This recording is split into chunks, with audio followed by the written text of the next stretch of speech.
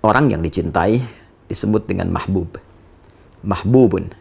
Ya, orang yang mencintai disebut dengan muhibbun. Kalau kita ingin satukan keduanya, mencintai dan dicintai, maka kalimatnya berubah menjadi habibun. Habib, orang yang dicintai.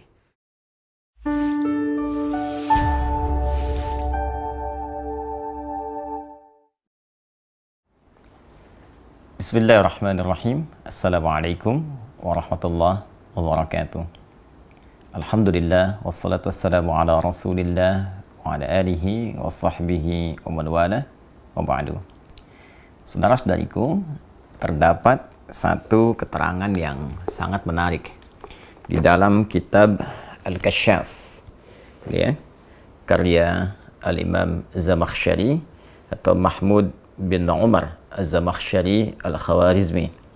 Kitabnya Al-Kasyaf an Haqa'iqit Tanzil wa Ayunil Aqawil fi Wujuh At-Ta'wil, atau sangat populer dengan sebutan Al-Kasyaf, di jilid yang keempat di halaman 297. Keterangan terkait dengan tafsir pembuka surah An-Najm, surah ke-53 urutan dalam mushaf Al-Quran, ketika menguraikan tentang pembuka di ayat Wan Najmi Idza Hawa, ayat pertama di surah ke-53 surah An-Najm. Dari sekian banyak pendapat, terkhusus 3 pendapat populer di kalangan para ulama tentang Wan Najmi Idza Hawa, ada yang menafsirkan dengan bintang Thuraya atau kejora, ada yang menafsirkan dengan tetumbuhan yang mulai jatuh, ada pula yang menafsirkan dengan turunnya Al-Quran secara bertahap. Namun demikian, ada keterangan yang sangat menarik yang diungkap oleh Al-Imam Az-Zamakhsyari dalam kitabnya ini. Mari coba kita simak dan kita bacakan bersama. Bismillahirrahmanirrahim. Wa an Urwah ibn Zubair radhiyallahu ta'ala anhu, ya, dari Urwah bin Zubair, semoga Allah meridai beliau. Beliau menyampaikan anna Utbah ibni Abi Lahab, bahwa Utbah bin Abi Lahab, Utbah ini satu di antara putranya Abu Lahab. Ya, jadi Abu Lahab itu punya putra, ada yang bernama Utbah, ada yang bernama Utaibah. Dan keduanya, ya, pra Islam, pernah menikah dengan 2 putri Rasulullah SAW. Utbah menikah dengan Ruqayyah radhiyallahu taala anha, sedangkan Utaibah menikah dengan Ummu Kulthum radhiyallahu taala anha. Dikisahkan di sini tentang Utbah bin Abi Lahab. Wa kanat tahtahu bintu Rasulillah sallallahu alaihi wasallam. Diterangkan seperti apa yang saya tadi utarakan. Nah, sedangkan Utbah ini adalah suami dari putri ya Rasulullah SAW, yaitu Ruqayyah radhiyallahu taala anha, Sayyidah Ruqayyah. Arada al-khuruja ila Syam. Satu kali Utbah ini hendak bepergian ke Syam. Ya, Syam itu wilayah yang cukup besar sekarang, setidaknya mencakup 4 negara. Ya, jadi sekarang itu ada Syria, ya, di Syam, kemudian Lebanon, kemudian ada Palestina dan Yordania. Jadi wilayah Syam. Satu kali Utbah hendak keluar, ya, menuju Syam. Faqala la'atiyanna Muhammadan sallallahu alaihi wasallam fala'udhiyannahu. Ya, aku pasti akan datangi dulu, ya, Muhammad sallallahu alaihi wasallam, dan aku pastikan fala'udhiyannahu, aku akan menyakitinya dulu. Ya, jadi dia berniat sebelum berangkat ke Syam ini ingin mendatangi Rasulullah sallallahu alaihi wasallam dan hendak menyakiti beliau. Jadi berniat dengan serius ingin menyakiti Rasulullah SAW. Fa'atahu, maka kemudian ia mendatangi Rasulullah SAW. Faqala, dan dia berkata, ini ke ayah mertuanya, ya, sekaligus bahkan ke kerabat terdekatnya, karena Abu Lahab itu pun adalah paman Rasulullah SAW. Apa yang dia katakan? Ya Muhammad. Nah, ini tak ada sopannya, karena berniat menyakiti, bahkan tidak memanggil dengan panggilan yang sopan. Ya Muhammad, wahai Muhammad SAW, huwa kafirun bin najmi idza hawa wa billadzi dana fatadalla. Nah, dia menunjuk dengan kata ganti ketiga mewakili dirinya. Dia, si Utbah itu katanya, nah, ini kalau sudah menggunakan kata seperti ini bentuk perendahan. Jadi seakan-akan tidak menganggap kehadiran Rasulullah SAW. Dia menunjuk dirinya besar dan berkata, dia, tahukah engkau Muhammad SAW, dia si Utbah itu, anaknya Abu Lahab. Padahal dia yang berkata, ya, kafirun bin najmi idza hawa. Orang yang ingkar bin najmi idza hawa. Ya, di sini kalau kita artikan tadi kepada 3 arti yang semula, diantaranya Al-Quran yang diturunkan, ya, dia berkata, si Utbah itu ingkar terhadap seluruh wahyu, ayat-ayat yang diturunkan ya kepadamu Muhammad sallallahu alaihi wasallam. Wa billadzi dana fatadalla, ya, dan juga ingkar terhadap yang mendekat kepadamu dan menurunkan wahyu. Nah, ini Jibril alaihi assalam. Thumma, maka apa yang dia katakan? Pertama, dia mengungkapkan pengingkarannya terhadap risalah dan nubuwah Rasulullah sallallahu alaihi wasallam dengan bahasa yang sangat kasar. Kemudian thumma tafala fi wajhi Rasulullah sallallahu alaihi wasallam. Waliyadzu billah. Kemudian ia meludah, ya, melecehkan wajah Rasulullah sallallahu alaihi wasallam, meludah di wajah Rasulullah sallallahu alaihi wasallam, wa radda alaihi ibnatah wa talaqaha. Kemudian mengembalikan dengan kasar putri Rasulullah sallallahu alaihi wasallam Sayyidah Ruqayyah dan menalaki langsung di hadapan Nabi. Anda bayangkan, datang kepada Rasulullah, ya, dengan kalimat yang kasar, dengan pengingkaran yang tegas, meludahi wajah Nabi dan merendahkan putri Rasulullah SAW, dikembalikan kepada ayahandanya dengan cara yang sangat tidak terhormat. Ya. Maka apa yang terjadi? Faqala Rasulullah SAW, maka Nabi pun langsung, ya, bersabda SAW, merespon apa yang diperlakukan oleh Utbah kepada beliau SAW dengan satu kalimat yang singkat dan padat. Allahumma sallit alaihi kalban min kilabik. Ya Allah, mohon kirimkan, ya, anjing di antara anjing yang paling ganas milikmu, ya, untuk menghancurkan Utbah ini. Jadi salit itu bukan cuma datang, tapi menghancurkan, merobek tanpa sisa. Ya. Ini kalimat yang sangat jarang diungkapkan Nabi Sallallahu Alaihi Wasallam. Anda bisa saksikan bahwa Nabi pun pernah datang ke Taif dalam sejarah, ya, berdakwah, beliau sampai dilempari, sampai berdarah-darah. Tapi ketika diminta oleh malaikat untuk bermohon kepada Allah agar penduduk Taif diazab oleh Allah, apa yang Nabi katakan? Ya, jangan lakukan. Fa innahum qaumun la ya'lamun. Mereka belum tahu saja, mereka belum mengerti. Boleh jadi kelak di tempat ini akan tiba orang-orang beriman, akan datang kalangan lelaki, perempuan, besar, kecil, dan mereka mungkin akan beriman kepada Allah dan Rasulnya. Tapi yang paling menarik, di kasus ini Rasulullah tidak banyak berkata, tidak banyak berungkap, bahkan langsung bermohon kepada Allah untuk mengirimkan hukuman yang pantas bagi Utbah bin Abi Lahab. Saya ingin teruskan dulu bagaimana kisah selanjutnya, nanti kita akan ambil kesimpulannya. Kemudian wa kana Abu Talib hadiran fawajima laha. Ya, dan pada saat itu ada paman Nabi SAW, yaitu Abu Talib, ya, menyaksikan peristiwa itu, fawajimalaha. Ya, ini diartikan di sini wajimalah sakata wa dhaharatid dahsyah fi wajhi. Ya, beliau langsung terpaku, ya, sakata, kemudian sakata ini diiringi dengan dahsyah, terpaku, ya, terpaku, kaget, ya. Jadi kalau Anda mendengar satu peristiwa seperti ada tersengat halilintar, kalau penerjemahan sekarang, jadi beliau langsung terpaku, kaget, kan, dan ada rasa yang sangat dahsyat, ya, terkaget-kaget di wajahnya, tanda kekhawatiran yang sangat dalam. Ya, waqala, kemudian beliau berkomentar, maka aghnaka ya ibn akhi an hadhihi ad-da'wah. Ya, kamu nggak akan mungkin lolos, wahai anak saudaraku, dari doanya Muhammad sallallahu alaihi wasallam.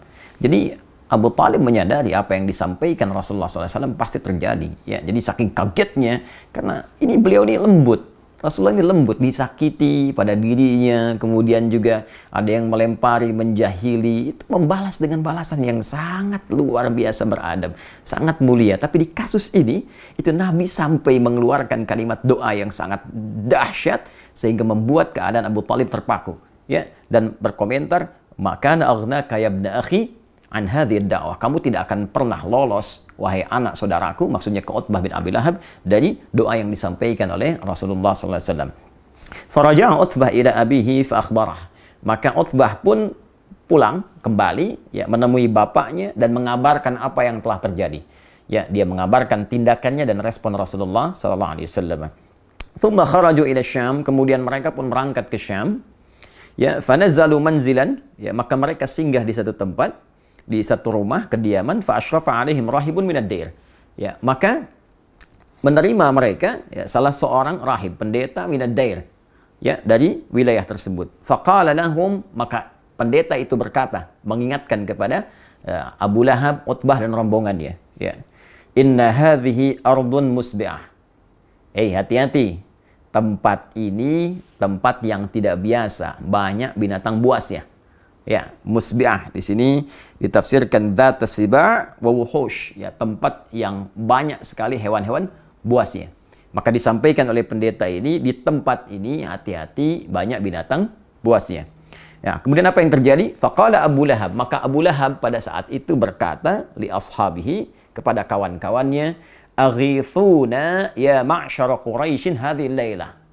Ya, wahai orang-orang Quraisy yang ikut rombongan saat ini, tolong lindungi kami malam ini. Nah, jadi sebetulnya Abu Lahab pun dalam konteks ini, dia mengerti, menyadari tentang dahsyatnya doa Rasulullah SAW. Dan bila kita lihat urutan ini, ya sampai ke level Abu Lahab pun sebetulnya meyakini risalah Nabi. Ya, dia mengakui ya Rasulullah itu orang yang benar, orang yang dibenarkan, risalahnya benar, hanya ya dorongan nafsu dunianya, dorongan mempertahankan kedudukannya, dorongan keduniaannya, ya itu lebih tinggi yang dikerjai, dimanfaatkan oleh setan sehingga mengalahkan nilai-nilai kemuliaan dan kebeningan hatinya. Dan dia meyakini dengan doa Nabi sampai berkata, wahai ma'syara Quraisy, hei orang-orang Quraisy yang ikut rombongan ini, ya tolong kami malam ini, lindungi kami. Ya. Apa yang dia katakan? Fa inni akhafu ala ibni da'wata Muhammadin SAW. Nah, ini buktinya. Ya, aku takut ini terjadi sesuatu kepada anakku akibat doanya Muhammad sallallahu alaihi wasallam. Fajama'u jimalahum wa anakhuha haulahum. Maka mereka pun mengumpulkan bahkan unta-unta mereka. Ya, lalu dibuat semacam perlindungan, ya, dikelilingkan. Jadi kalau kita ilustrasikan di sini Utbah, ya, Abu Lahab kan, maka dikelilingkan ini, ya, seperti taman. Makanya kalimat setelahnya itu ya wa ahdaku ya bi Utbah. Kemudian mereka membentuk lingkaran seperti taman bagi untuk Utbah. Ya, jadi mereka tidur, unta dikumpulkan, mereka sendiri mengelilingi Utbah bin Abi Lahab. Ya. Apa yang terjadi? Nah, ketika mereka tidur terlelap itu, semuanya tidur terlelap, Utbah berada di tengah-tengah, dikelilingi oleh orang-orang Quraisy kafilah dagang tadi yang akan berangkat ke Syam. Kemudian faja'al asadu, tiba kemudian datanglah singa yang sangat buas, ya. Yatashammamu wujuhahum, mulai mengidentifikasi, menciumi wajah-wajah mereka tuh. Datang singa, mereka sedang tidur pulas, kan? Tidak sadarkan diri, tak terasa apa yang ada di sekitaran, ya kayak Anda, saya atau kita sedang tidur pulas, tak terasa apa yang terjadi. Nah, ini sampai singa datang pun tidak terasa, diciumi, ya wajah-wajah mereka diidentifikasi, hatta daraba Utbah faqatalah, sampai dia menemukan Utbah bin Abi Lahab, maka dihancurkanlah, ya sampai tewas, diterkam, dimangsa, dihancurkan oleh singa itu sampai dengan tewas. Nabi berdoa, Allahumma sallit alaihi kalban min kilabik, ya Allah, datangkan, ya hancurkan, datangkan kepada orang ini ya, anjing di antara anjing-anjing terganasmu. Ini kalimatnya juga kalimat dahsyat ini. Itulah doa Nabi sallallahu alaihi wasallam kepada Utbah bin Abi Lahab yang langsung dikabulkan oleh Allah Subhanahu wa taala dengan menghancurkan, menerkam diri Utbah hingga tewas dan hina di hadapan manusia pada saat itu, di hadapan Allah dan di hadapan Rasulullah sallallahu alaihi wasallam.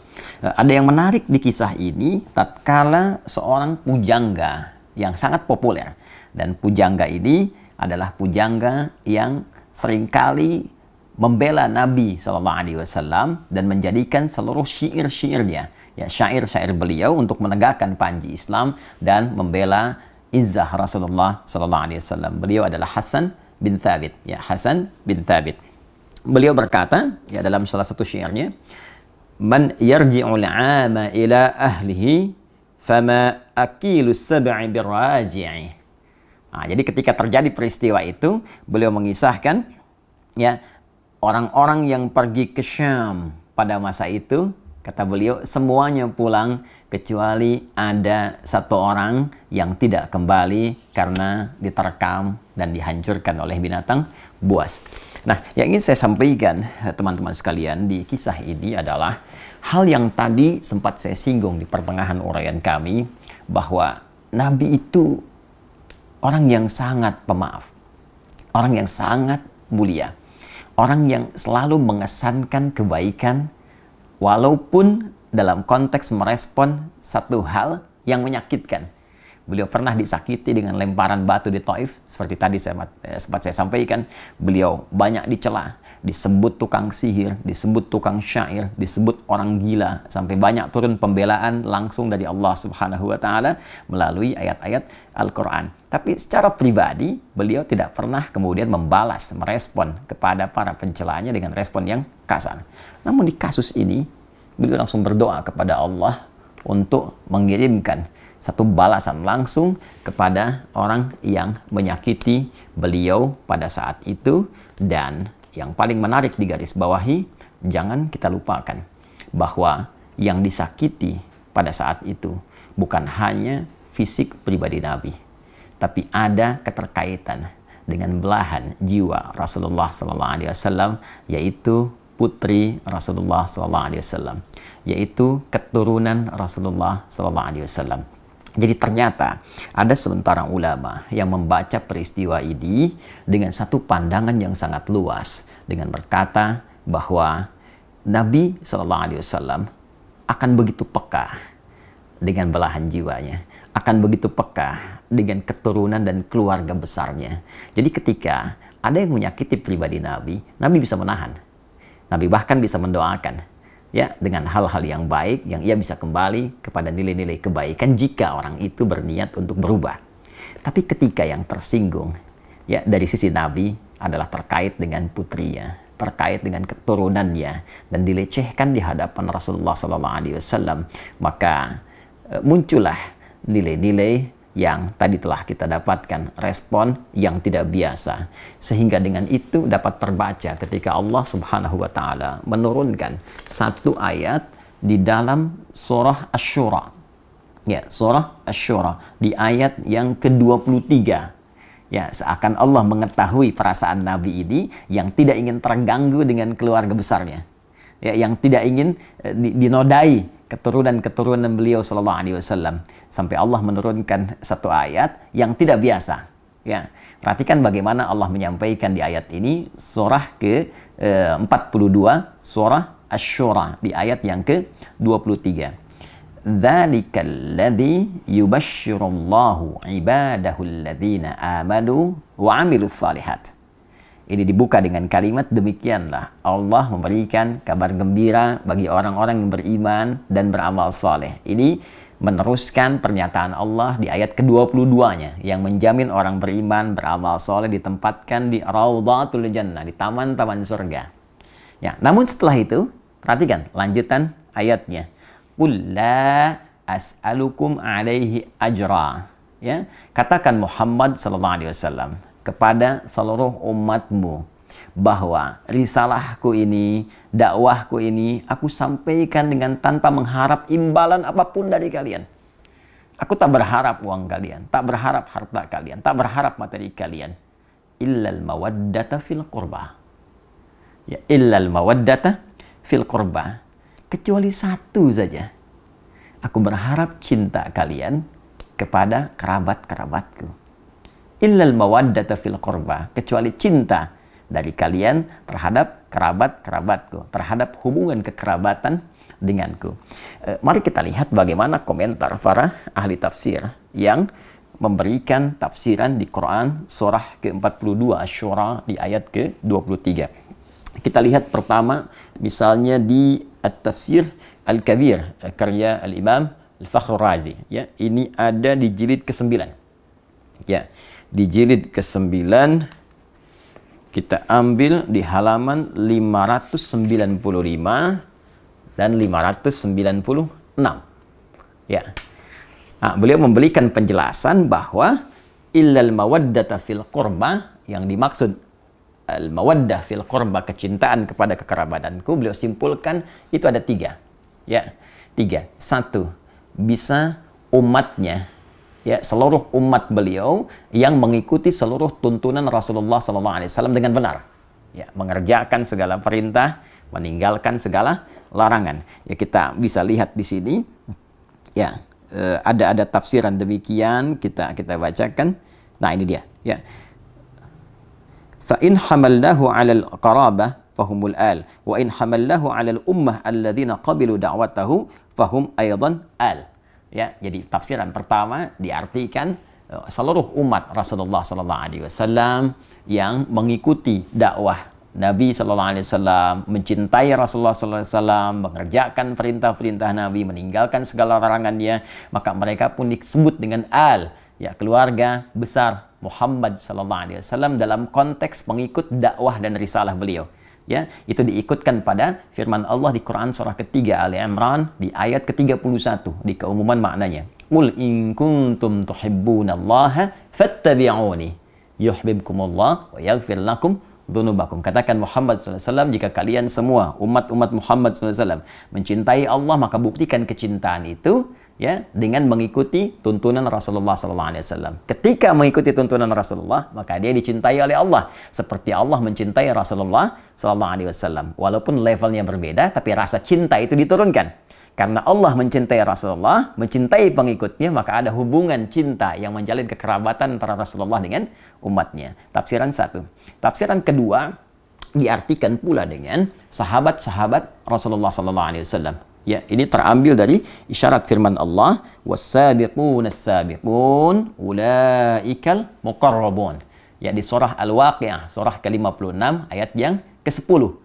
Ya, was-sabiqun as-sabiqun, dan orang-orang terdahulu. Jadi jelas, was-sabiqun itu tafsir yang paling lebih mendekatinya, ya, bisa dikatakan lebih tepatnya itu kalangan para sahabat, ya, karena mereka disebut dengan as-sabiqun al-awwalun, orang-orang pertama yang masuk Islam, ya, ada 40 orang, kan? Setelah itu sahabat-sahabat lain menyusul, was-sabiqun as-sabiqun, ya, adapun golongan orang-orang yang awal-awal masuk Islam, golongan-golongan terdahulu, ya, ulaikal muqarrabun. Nah, merekalah yang kemudian didekatkan kepada Allah, didekatkan kepada Rasulullah SAW. Ini langsung penegasan dari Allah bahwa mereka termasuk muqarrabun, ya, orang-orang terdekat dengan Rasulullah SAW. Jadi yang kedua, Al-Imam Fakhrul Razi mengartikan illal mawaddata fil qurba. Qurba di sana dimasukkan sahabat-sahabat Rasulullah SAW. Nah, tapi yang paling menarik ada yang ketiga, dan ini menempati level yang tertinggi. Yaitu langsung keluarga besar keturunan Rasulullah sallallahu alaihi wasallam.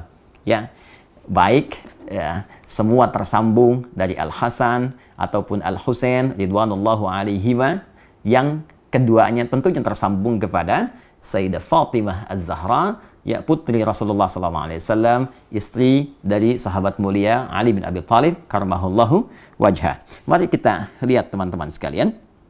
Nah, di sini ada peterangan yang sangat menarik, ya. Warawa sahibul kasyaf, dan ini ada keterkaitan, ya.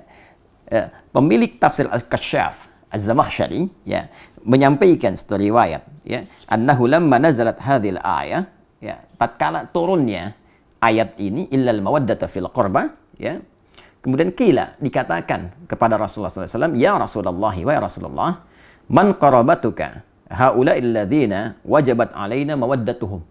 Ditanyakan kepada Rasulullah ketika ayat ini turun, ya Rasulullah, siapakah yang dimaksud kerabatmu itu yang wajib bagi kami ini menyayangi mereka, mencintai mereka?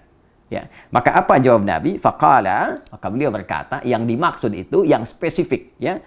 Faqala Ali wa Fatimah wa ibnahuma. Fathabata anna haula'il arba'ah aqarib an-nabi sallallahu alaihi wasallam.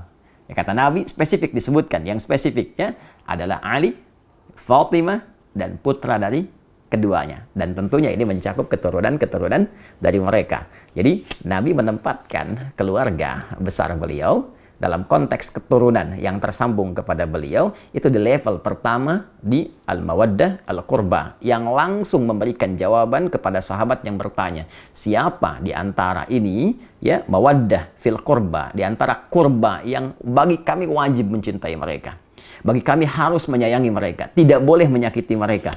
Ya, maka dijawab oleh Nabi, di antara mereka itu level tertingginya adalah langsung keturunan dari Nabi SAW melalui jalur Ali bin Abi Thalib, Fatimah Az-Zahra, Al-Hasan dan Al-Husain. Kemudian wa idza thabata hadza wajaba an yakunu makhsusina bimazidit ta'zim wa yadullu alaihi wujuh.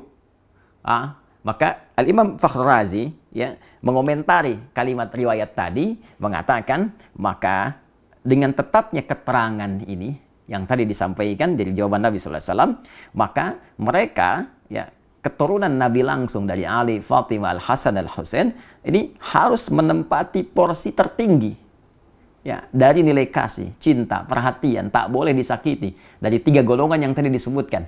Ya, keluarga keturunan langsung dari Nabi, kemudian sahabat-sahabat Rasulullah, nggak boleh nyakiti sahabat-sahabat Nabi, nggak boleh mencela sahabat Nabi, menyayangi keluarga Nabi, keturunan Nabi, sangat diutamakan, bagus. Tapi saat bersamaan mencela sahabat Nabi, mencela Abu Bakar As-Siddiq, ya, mencela Umar bin Khattab, itu pun ditentang oleh Nabi. Ya, jadi menyayangi semua dzawil qurba yang terkait dengan Rasulullah, ya, baik itu umatnya level terbawah, kemudian naik ke atas sahabat-sahabatnya, dan yang paling utama adalah garis keturunan Rasulullah Sallallahu Alaihi Wasallam. Bahkan, ya, Imam Fakhr Razi langsung mengomentari. Ya, bahkan ini kita bisa dapati beberapa petunjuk, kata beliau. Ya, di antara petunjuknya, la syakka anna Nabiy sallallahu alaihi wasallam kana yuhibbu Fatimah alaihi salam. Qala sallallahu alaihi wasallam, Fatimatu bid'atun minni, ya, Fatimatu bid'atun minni. Yu'dhini ma yu'dhiha. Fatimah itu belahan diriku, belahan jiwaku, ya. Maka siapa yang menyakitinya, dia telah menyakitiku. Ya. Siapa yang menyakitinya, dia telah menyakitiku. Dan bukankah keturunan dari Fatimah Az-Zahra belahan dari jiwa beliau juga? Ya, bukankah Al-Hasan putra beliau, Al-Husain putra beliau, tentu itu belahan jiwanya. Dan keturunan dari Al-Hasan, keturunan dari Al-Husain, ya, para sayyid, syarif yang mendapatkan cinta, yang dicintai, itu keturunan, ya, langsung yang terurut nasabnya kepada Sayyidah Fatimah Az-Zahra. Dan ketika menjadi belahan jiwa Sayyidah Fatimah, maka menjadi belahan jiwa Rasulullah SAW. Ya. Ya, dan itu pun yang menjadikan bahwa ad-du'a lil al mansabun 'azimun. Walidzalik ju'ila hadha ad-du'a khatimat at-tashahhud fi as-salah wa huwa qawluhu Allahumma shalli ala Muhammad wa ala ali Muhammad.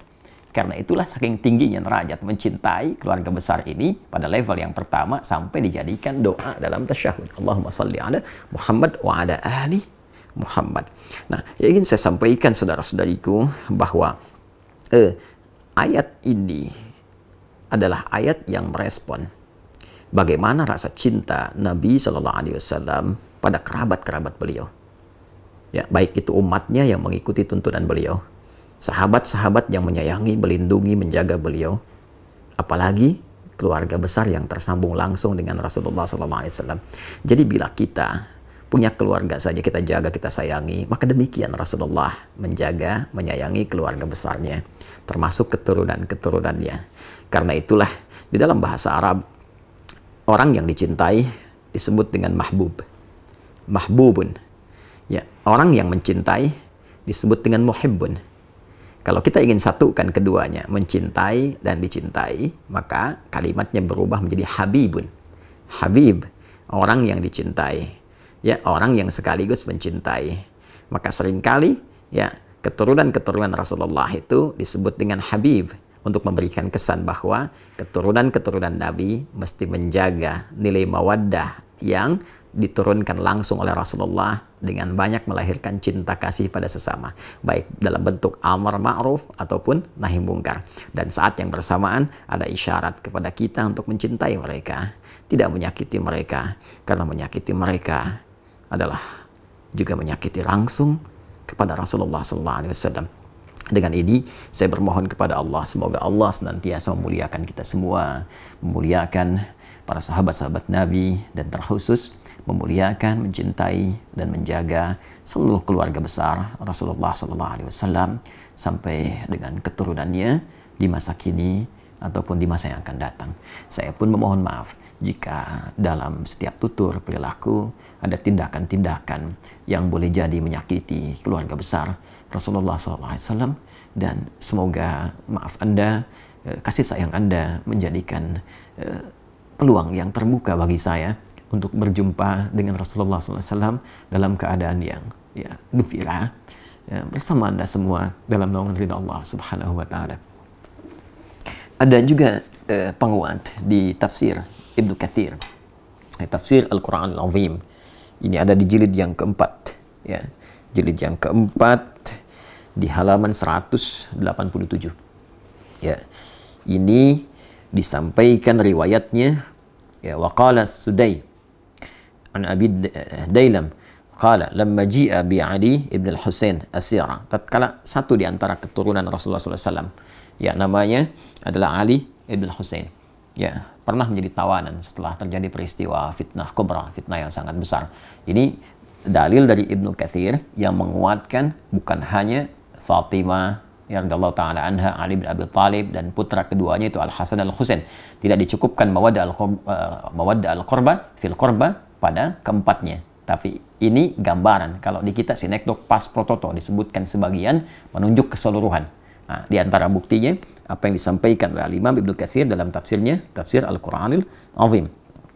Wa qala As-Sudai, berkata Imam As-Sudai, ya, namanya Ismail, pernah saya sampaikan dalam kajian tafsir, an Abi Dailam qala, ia berkata, lamma ji'a bi Ali ibn al-Husain asyara. Tatkala Ali bin Husain ditawan, ya, fa uqima ala darji Dimashq, maka kemudian dia dibawa, ya, ke gerbang kota Dimashq, ya. Kalau kita kan tawanan itu suka diarak, ya, ya, sampai kemudian di Damaskus. Qama rajulun min ahli Syam, maka berdirilah seorang laki-laki dari masyarakat Syam, ya, Syria. Pada saat itu di Damaskus yang tadi saya sebutkan 4 negara itu dulu masih menyatu. Faqala, dia berkata, alhamdulillahilladzi qatalakum wasta'salakum wa qata'a qarnil fitnah. Segala puji bagi Allah Subhanahu wa taala yang telah menghancurkan kalian, ya, dan memutus fitnah di zamanku ini. Nah, jadi dia merasa bahwa dengan ditawannya keluarga besar Nabi, termasuk di dalamnya Ali ibn Husain, ya, radhiyallahu taala anhu, dia menyimpulkan, nah, ini sumber fitnah nih. Dia menyakiti, ya, menuduh bahwa ini bagian dari keluarga Nabi, keturunan Nabi ini fitnah pada saat itu yang menyebabkan banyak persoalan-persoalan, banyak kericuhan-kericuhan, ya, banyak kesemrawutan-kesemrawutan, banyak pertikaian-pertikaian. Maka dia menyimpulkan ini dengan ditangkapnya, ditawannya orang ini, ya, keturunan Nabi SAW dengan kalimat yang tak pantas tadi. Dia mengatakan, nah, dia bersyukur, alhamdulillahilladzi qatalakum wasta'salakum. Segala puji bagi Allah yang telah, ya, saya nggak berani menerjemahkan dengan yang lebih kasar, ya, yang sesuai dengan apa yang dia katakan tadi. Saya mungkin katakan yang telah menangkap dia, itu, ya. Kemudian dan menghilangkan fitnah di zamanku ini. Faqala lahu Ali bin Husain, maka Ali bin Husain berkata kepada orang tadi, apa yang dia katakan, aqra'ta al-Quran? Kamu ini baca Quran nggak? Ya. Kemudian qala, laki-laki itu berkata, menjawab, na'am, ya. Qala, aqra'ta al-Hamim? Apa engkau pernah membaca tentang surat di dalamnya ada keluarga besar Hamim, Al-Hamim, satu keluarga yang disebutkan di surat Hamim? Qala qara'tul Quran, dia menjawab, aku membaca Al-Quran, walam aqra' Al-Hamim, tapi aku nggak pernah baca Al-Hamim. Ya, keluarganya Hamim, siapa itu keluarganya Hamim? Nah, teman-teman, di antara pembuka surah Al-Quran itu surah Asy-Syura itu dibuka dengan kalimat Hamim. Ya, Hamim, itu kan? Itu surah Asy-Syura, ya. Ada keluarga di situ yang diutamakan.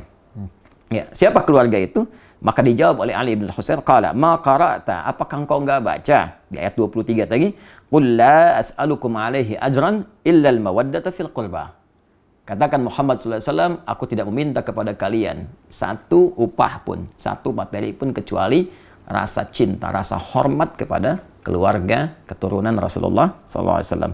Qala, maka orang itu berkata, ya, si pemuda tadi berkata, Wa innakum antum hum, apakah kalian itu termasuk golongan mereka, keluarga Nabi SAW? Qala na'am. Maka Ali bin Husain berkata, ya, kami termasuk golongan itu. Jadi orang ini ada dua kemungkinan. Dia tidak mengetahui yang ditawan itu keluarga besar dari keturunan Rasulullah SAW, sehingga berani melecehkan di hadapan masyarakat, ya berani bertindak yang tidak pantas, kan? Atau yang kedua, dia menyadari itu keturunan Nabi, tapi tidak tahu kalau itu begitu dimuliakan, begitu ada perintah langsung dari Allah, ya, dan merasakan bagaimana sensitifnya hati Nabi SAW terhadap keturunannya, sampai kemudian beliau mendoakan hal yang tidak biasa bagi orang-orang yang menyakitinya. Maka setelah mengetahui itu, dia terdiam dan tidak banyak berkomentar lagi dan mengoreksi dirinya, sehingga dia menyadari kesalahan-kesalahan yang dimaksudkan. Ya, waqala, kemudian berkata Abu Ishaq As-Sabi'i, sa'altu Amr ibn Shu'aib an qawlihi ta'ala, ya, Abu Ishaq As-Sabi'i bertanya kepada Amr ibn Shu'aib, ya, tentang makna firman Allah Subhanahu wa taala, "Qul la as'alukum 'alaihi ajra illa al-mawaddata fil qurba." Faqala qurban Nabi sallallahu alaihi wasallam. Ya, rawahuma Ibnu Jarir, ya, fi tafsirih. Maka dijawablah kemudian oleh Amr ibn Shu'aib, yang dimaksud di ayat ini spesifik, maksudnya adalah kerabat Nabi sallallahu alaihi wasallam. Jadi dari sekian tafsiran-tafsiran, ya, ada yang disepakati oleh para ulama yang dimaksud dengan kurba di sini. Ya, ada yang menyebutkan bahwa ini kekerabatan Nabi di kalangan Quraisy, ada, tapi juga yang menekankan ini adalah keterkaitan dengan keluarga Nabi. Tidak sedikit dari kalangan para mufassir yang memberikan kesimpulan bahwa wajib bagi kita umat Islam untuk saling menyayangi, mencintai, yang dengan kasih sayang itu menjadikan kita sebagai kerabat Nabi Sallallahu Alaihi Wasallam. Wajib menghormati para sahabat, yang dengan penghormatan itu melahirkan rasa cinta dari Nabi kepada kita. Dan ada keharusan, wajib bagi kita menghormati, menyayangi, ya, para keturunan Rasulullah SAW, sehingga dengan itu terbukalah gerbang cinta Rasulullah SAW kepada kita semua, dan menjadikan kita termasuk bagian dari kerabatnya. Pun demikian seluruh kerabat-kerabat keturunan Rasulullah SAW yang hidup sampai dengan kini juga wajib menjaga marwah, menjaga kehormatan, menjaga rasa cinta yang dititipkan oleh Rasulullah, sehingga dengan itu kehormatan yang disampaikan oleh Allah melalui Al-Quran pun ditegaskan melalui Nabi dapat terjaga dan terbawa hingga kembali kepada Rasulullah SAW. Al-Imam Fakhrur Razi bahkan memberikan gambaran. Al-Imam Al-Fakhrur Razi dalam tafsirnya At-Tafsirul Kabir memberikan gambaran bahwa kalimat yang Allah beritakan kepada Rasulullah SAW itu tidak pernah bahkan disampaikan kepada nabi-nabi sebelumnya. Jadi kalau Anda baca misalnya di halaman 594, ya, halaman 594. Jadi ketika beliau mengisahkan tentang bagaimana respon kalimat dari nabi-nabi sebelum Nabi Muhammad SAW, annahu ta'ala haka an aktsaril anbiya alaihimussalam. Allah Subhanahu wa taala banyak mengisahkan tentang para nabi alaihimussalam dalam Al-Qur'an. Annahum sarrahu ya binafyi talabil ujrah. Ya, mereka secara langsung ya menjelaskan tentang bahwa mereka tidak boleh menerima upah. Ya, secara lugas menyampaikan tidak menerima upah, tidak menerima bayaran dalam dakwah mereka hanya karena Allah saja. Fadzakara fi qissati Nuh alaihissalam, maka disebutkan kisah Nuh alaihissalam di surah Asy-Syu'ara ayat 109, wa ma as'alukum alaihi min ajrin in ajriya illa ala rabbil alamin. Aku tidak meminta kepada kalian upah bayaran, ya, kecuali hanya pahala dari Allah saja. Ya, wa kadza fi qissati Hud wa Salih wa fi qissati Lut wa Syu'aib alaihissalam. Ya, dan demikian di kisahnya Nabi Hud, Nabi Saleh, Lut, Nabi Syu'aib, semua mengatakan kalimat yang sama. Tapi khusus untuk Rasulullah, Allah berikan satu kalimat, illal mawaddata fil qurba, kecuali rasa cinta terhadap kekerabatan yang tersambung pada Rasulullah. Semoga kita saling mencintai, sehingga dengan itu dicintai oleh Rasulullah, dicintai oleh Allah, dan mengumpulkan kita dalam suasana cinta di surga Allah yang penuh dengan kasih sayang. Adi Hidayat, Assalamualaikum warahmatullahi wabarakatuh.